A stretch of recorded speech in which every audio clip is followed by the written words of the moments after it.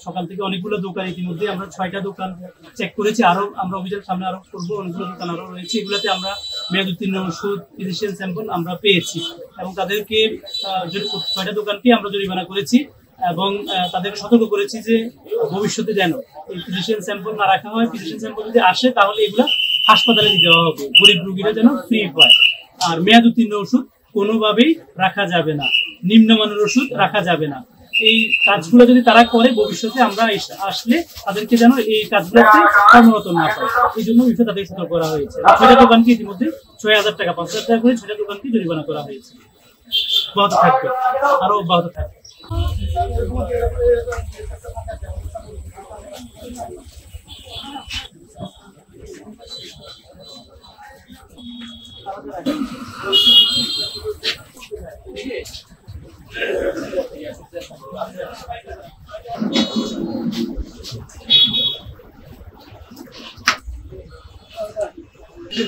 ম্যাডামের নাম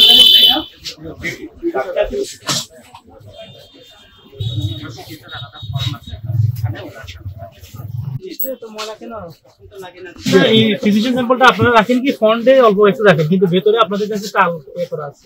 sir sample রাখি না, আমরা স্যাম্পল রাখি না, তখন আমাদের কাছে দেওয়া না স্যার। আমরা যেগুলো টুকটুক পাই আমরা গরিব আসলে দিয়ে দিই। এই ফিজিশিয়ান এটা কি জানেন বক্স মেয়াদ